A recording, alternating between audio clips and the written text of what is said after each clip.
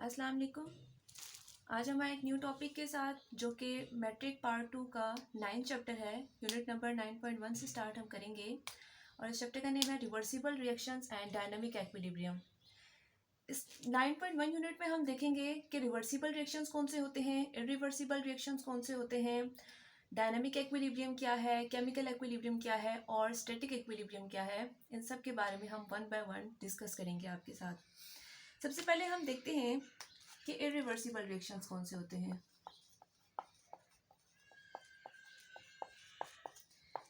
तो students, irreversible reactions के characteristics पे अगर हम गौर करें तो इरिवर्सिबल रिएक्शंस जो हैं वो लेफ्ट टू राइट मूव करते हैं।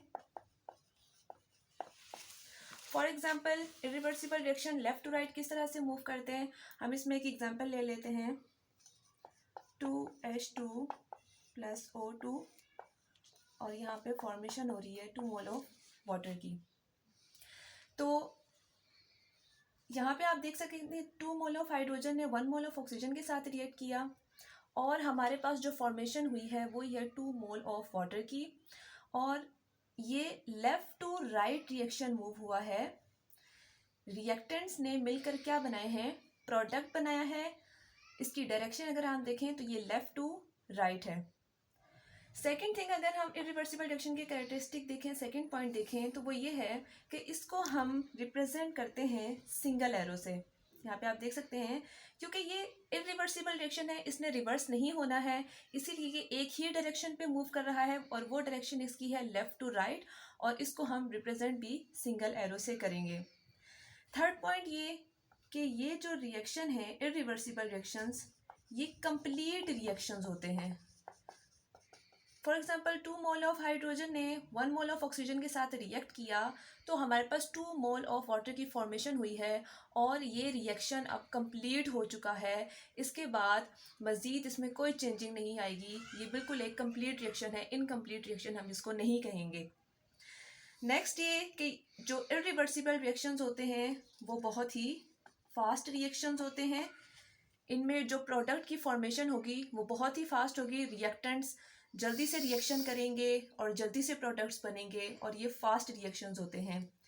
नेक्स्ट ये कि इनमें कोई एक्विलिब्रियम नहीं पाया जाता, इरिवर्सिबल रिएक्शंस में कोई एक्विलिब्रियम नहीं पाया जाता है।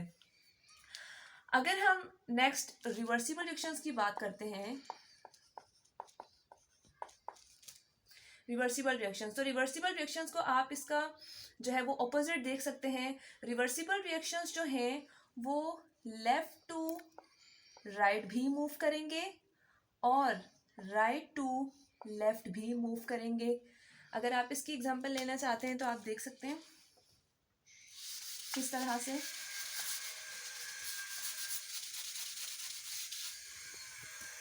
इस पे हम एग्जांपल ले लेते हैं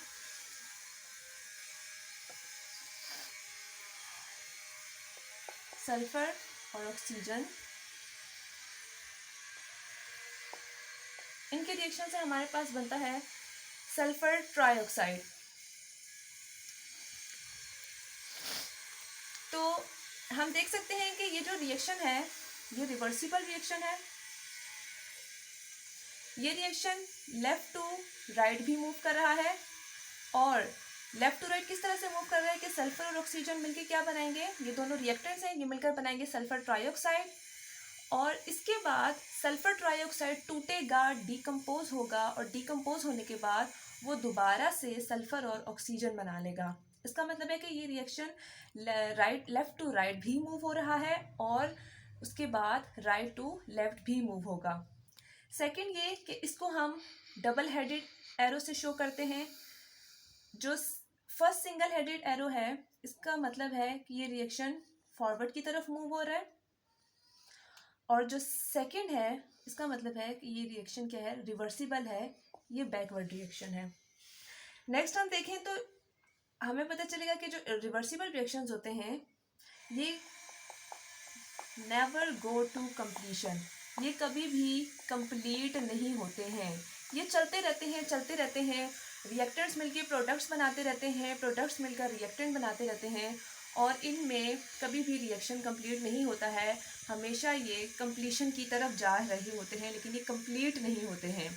नेक्स्ट ये कि इसमें जो है हमारे पास एक्विलिब्रियम अटेन हो जाता है, इसको हम आगे भी डिस्कस करेंगे। हमें एक्विलिब्रियम अटेन हो जाता है रिवर्सिबल रिएक्शंस में। तो नेक्स्ट एक और इम्पॉर्टेंट बात ये थी रिवर्सिबल रिएक्शंस की कि हमारे पास रिवर्सिबल रिएक्शंस में सेम क्वांटिटी ऑफ जो है हमारे पास सब्सटेंसेस होते हैं, सेम क्वांटिटी ऑफ हमारे पास रिएक्टेंट होंगे और सेम क्वांटिटी ऑफ हमारे पास प्रोडक्ट होंगे।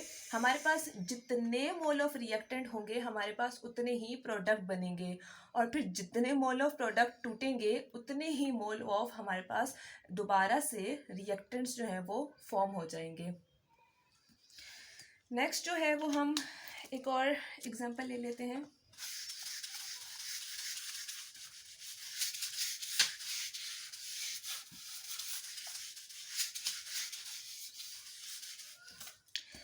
अगर हम एक फ्लास्क में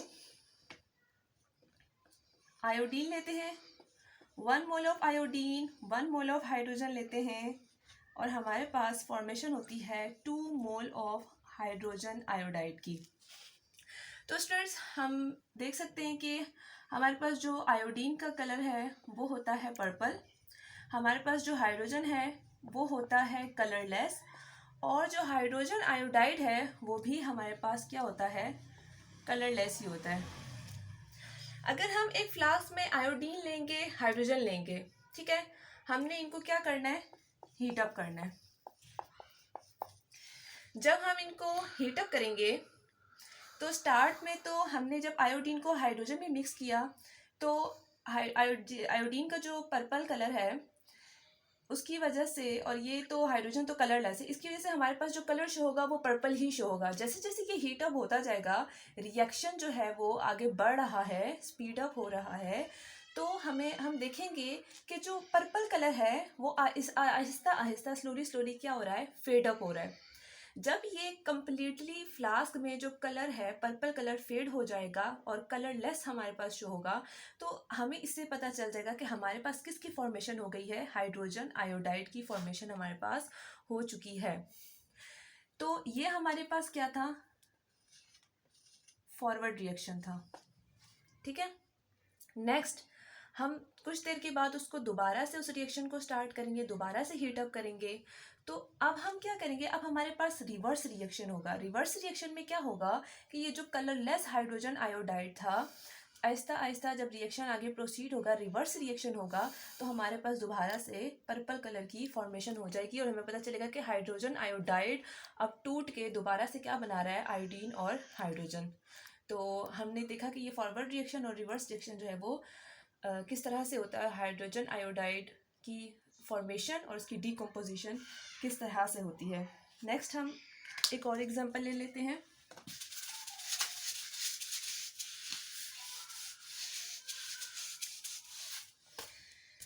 हम लेते हैं कैल्शियम कार्बोनेट की example.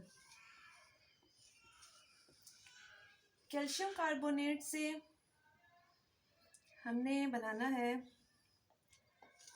Calcium oxide plus carbon dioxide. तो इसकी भी हमारे पास एग्जांपल हैं, 2 एग्जांपल्स हैं। हम एक फ्लास्क ले लेते हैं, ठीक है। अब इस फ्लास्क में, इसको मैं थोड़ा बड़ा बनाती हूँ,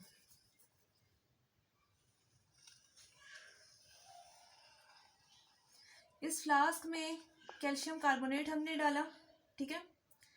इसके बाद हमारे पास हम जिसकी फॉर्मेशन हुई है वो कौन सी सब्सटेंस है, कैल्शियम ऑक्साइड है, और हमारे पास कार्बन डाइऑक्साइड जो है वो उनकी फॉर्मेशन हुई है। हमने इसको हीटअप किया। इसमें आपने ये बात देखनी है कि इस फ्लास्क का जो माउथ है वो हमने क्या रखा है, ओपन रखा है, इसको हमने कॉर्क नहीं किया है, इसको हमने सील नहीं किया है। जब हम इसको हीटअप करेंगे तो हम देखेंगे कि इसमें से जो कार्बन डाइऑक्साइड की जो फॉर्मेशन होती है, कार्बन डाइऑक्साइड क्या है, वो तो गैस है, वो यहाँ से क्या होगी, स्केप आउट हो जाएगी। जब वो यहाँ से स्केप आउट हो जाएगी तो हमारे पास ये क्या है, कैल्शियम कार्बोनेट से हमारे पास क्या बना है, कैल्शियम ऑक्साइड बना है, और हमारे पास ये क्या है, एक इरिवर्सिबल रिएक्शन है, ये हमारे पास रिवर्सिबल रिएक्शन नहीं हुआ है। ठीक है, नेक्स्ट हम दूसरी एग्जांपल लेते हैं जिसमें हम फ्लास्क लेंगे, लेकिन इस फ्लास्क का मुंह हम जो माउथ है इसका उसको सील कर देंगे, उसको कॉर्क कर देंगे। इसमें हमने कैल्शियम कार्बोनेट लिया है। एज अ रिज़ल्ट हमारे पास क्या बनना है, calcium oxide plus carbon dioxide, same products. लेकिन चूंकि यहाँ पे इस कॉर्क का, इस फ्लास्क का जो माउथ है, इस कॉर्क नहीं सॉरी, इस फ्लास्क का जो माउथ है वो सील हुआ हुआ है, कॉर्क हुआ हुआ है, तो इसमें से कार्बन डाइऑक्साइड स्केप आउट नहीं हो सकती है। तो हमारे पास जो रिएक्शन होगा वो रिवर्सिबल रिएक्शन है। अब यहाँ पे कैल्शियम कार्बोनेट डिकम्पोज होके कैल्शियम ऑक्साइड और कार्बन डाइऑक्साइड बनाएगा, और ये फॉरवर्ड रिएक्शन है। और रिवर्स रिएक्शन में कैल्शियम ऑक्साइड और कार्बन डाइऑक्साइड मिलकर क्या बनाएंगे, कैल्शियम कार्बोनेट बनाएंगे। तो ये दोनों में डिफरेंस है कि हमने, अगर हम फ्लास्क का मुंह ओपन रखेंगे माउथ उसका, तो तब क्या होगा, और अगर उसको क्लोज करेंगे, क्लोज करके हीट करेंगे, तो तब क्या हमारे पास रिजल्ट आएंगे।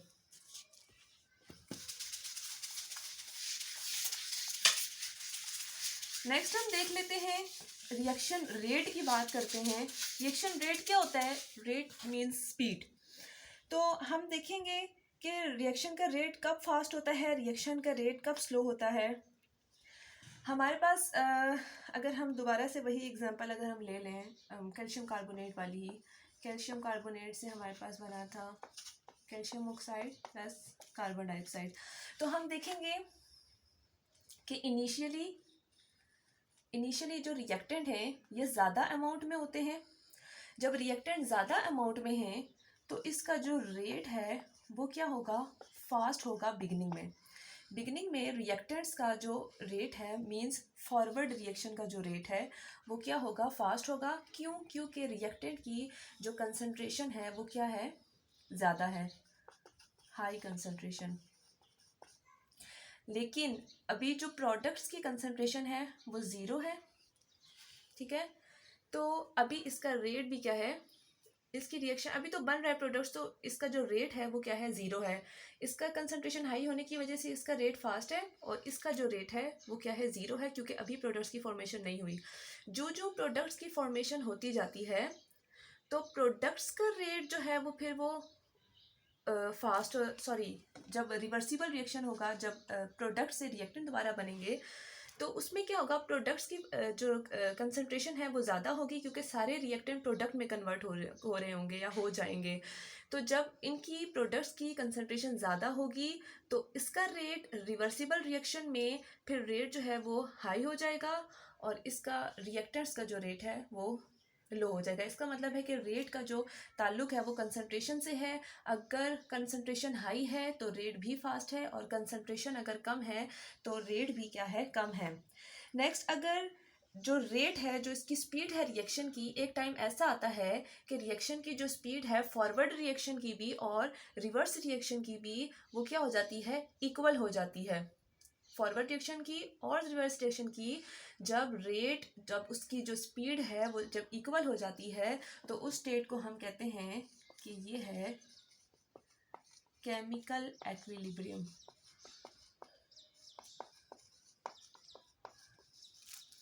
ठीक है, जब फॉरवर्ड और रिवर्स रिएक्शन का जो रेट है, जो उसकी स्पीड है, जब इक्वल हो जाती है तो इस स्टेट को हम कहते हैं कि ये क्या है, केमिकल एक्विलिब्रियम है।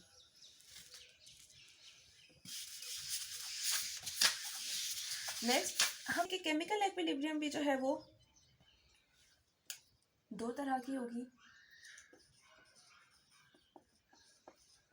केमिकल एक्विलिब्रियम स्टेट, इसमें जो है दो तरह के हमें एक्विलिब्रियम मिलते हैं। एक होता है static equilibrium and another one is dynamic equilibrium. Static equilibrium अगर आप देखें तो स्टैटिक एक्विलिब्रियम वो होता है जब रिएक्शन कंप्लीट होने वाला हो, जब रिएक्शन जो है वो स्टॉप होने वाला होता है रिएक्शन, तो उसको हम कहते हैं कि ये स्टैटिक इक्विलिब्रियम है। जबकि डायनामिक इक्विलिब्रियम में रिएक्शन जो है वो कंटिन्यू होता रहता है, वो स्टॉप नहीं होता है। जब कंटिन्यूटी चलती रहती है तो वो डायनामिक इक्विलिब्रियम कहलाती है। और स्टैटिक इक्विलिब्रियम वो होता है जब रिएक्शन स्टॉप होने वाला होता है, जब रिएक्शन कंप्लीट होने वाला होता है। तो आप इसको हम एक्सप्लेनेशन इसकी हम देते हैं ज़रा।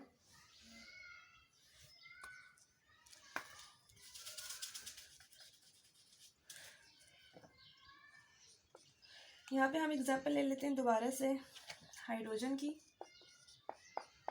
जिसने रिएक्ट किया है 1 मोल ऑफ हाइड्रोजन ने आयोडीन के साथ।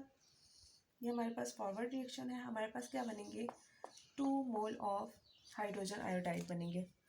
ठीक है, हमारे पास जो है रिएक्टेंट जो है वो फॉरवर्ड रिएक्शन में, हमारे पास फॉरवर्ड रिएक्शन है।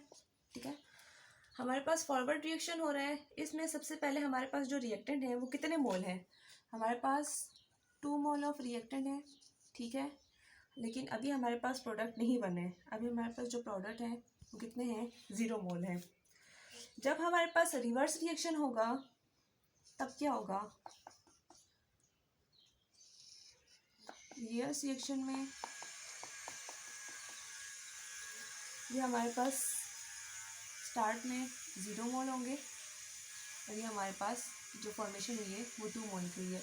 मतलब ये हमारा जो रिएक्शन है वो अभी कंप्लीट नहीं हो रहा, ये चलता जा रहा है, चलता जा रहा है। ठीक है, तो जब रिएक्शन चल रहा है, अभी कंप्लीट नहीं हुआ है, स्टॉप नहीं हुआ है, तो ये हमारे पास क्या है, डायनामिक इक्विलिब्रियम है।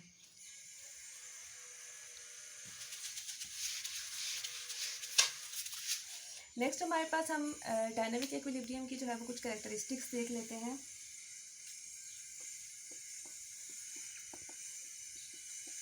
कैरेक्टरिस्टिक्स अगर हम देखें डायनामिक इक्विलिब्रियम के, तो सबसे पहले हम कैरेक्टरिस्टिक इसका है वो है कि क्लोज्ड सिस्टम हमारे पास होना चाहिए अगर हमें डायनामिक इक्विलिब्रियम को अचीव करना है। हमने पीछे एग्जांपल ली थी जिसमें हमने एक फ्लास्क लिया था और इस फ्लास्क में हमने देखा था कि हमने इसका जो माउथ है वो क्लोज किया हुआ था और इसमें कैल्शियम कार्बोनेट से किसकी फॉर्मेशन हुई थी, कैल्शियम ऑक्साइड की और कार्बन डाइऑक्साइड की फॉर्मेशन हुई थी। और इसकी वजह से हमारे पास जो रिएक्शन था वो हमारे पास कौन सा रिएक्शन था, ये रिवर्सिबल रिएक्शन हमारे पास था।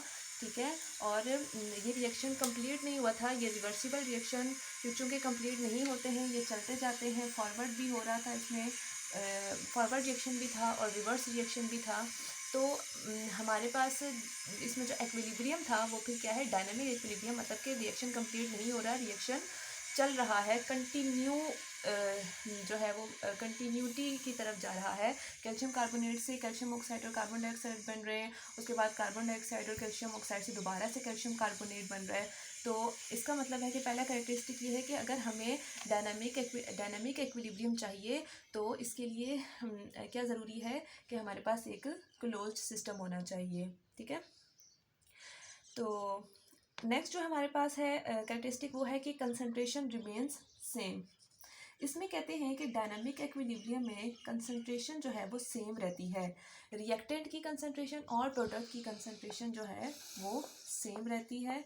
जितने अमाउंट ऑफ रिएक्टेंट होंगे उतने अमाउंट ऑफ हमारे पास प्रोडक्ट बनेंगे।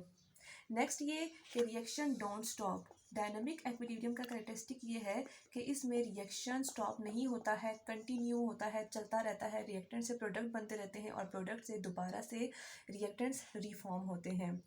नेक्स्ट हमारे पास कैरेक्टरिस्टिक है कि एक्विलिब्रियम स्टेट जो है वो हमारे पास किसी भी साइड से हम उसको अटेन कर सकते हैं, अटेन फ्रॉम एनी साइड।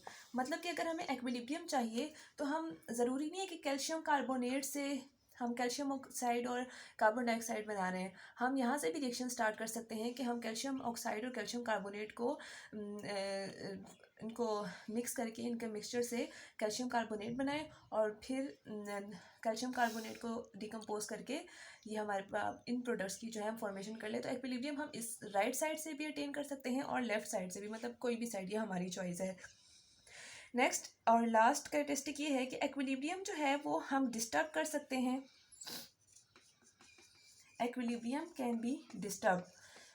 हम डायनामिक एक्विलिब्रियम को डिस्टर्ब कर सकते हैं। किस तरह से डिस्टर्ब कर सकते हैं? अगर हम रिएक्टेंट की कंसंट्रेशन को चेंज कर दें by changing concentration, temperature, pressure, इन सब को चेंज करने से हमारे पास जो एक्विलिब्रियम है वो डिस्टर्ब हो सकता है। लेकिन बात यह है कि अगर हम एक्विलिब्रियम को डिस्टर्ब कर भी दें तो आफ्टर सम टाइम वो दोबारा से एक्विलिब्रियम स्टेट अपनी अटेन कर लेता है। तो जी ये था हमारा आज का टॉपिक। आई होप कि आपको समझ आ गई होगी और ये लॉन्ग क्वेश्चन में भी जो है वो बहुत उसके लिए इम्पॉर्टेंट है। तो आज के लिए इतना ही। मेरे चैनल को सब्सक्राइब करना ना भूलिएगा। अल्लाह हाफिज़।